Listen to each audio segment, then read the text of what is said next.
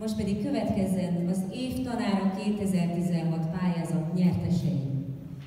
A határainkon túli év tanára, aki 3 napot és 2 éjszakát tölthet el másodmagával a Noszvai Oxigén Hotel és Zen Wellness Paradicsomban, melyhez 50 000 forint költőpénz jár a Magyar Nyelvőr Alapítvány jóvoltából, és aki egy mesés könyvcsomaggal gazdagodik a Globobuk könyvkiadó jóvoltából, nem más, mint Ungel Enikő, a marosvásárhelyi Mihai Inés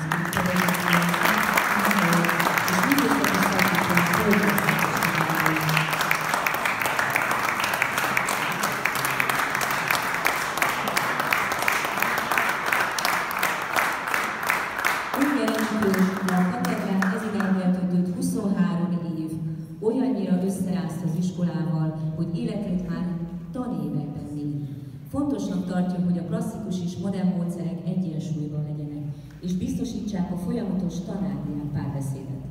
Óráin szeret több teret biztosítani a csoportmunkának, valamint az interdisziplináris projekteknek. Alapvetőnek tartja a jó tanár-diák viszont.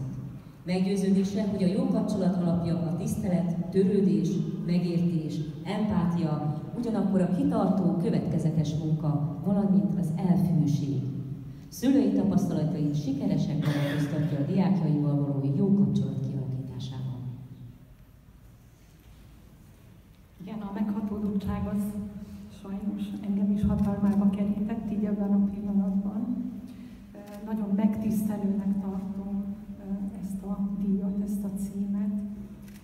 Ugyanakkor örülök is nagyon neki, meglepett. Meggyőződésem az, hogy nagyon sok pályatársam állhatna itt most ma az én helyemen. Olyan emberek, akikben megérett a hivatástudat, olyan emberek, akik meg vannak győződve arról, hogy van értelme annak, amit tesznek.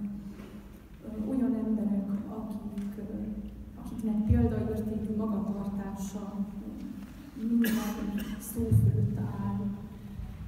Olyan emberek, akik szívvel, lélekkel képesek dolgozni. Olyan emberek, akik sosem unatkoznak, mert minden pillanatban a fülükben csenged egész gyereksereg hangja.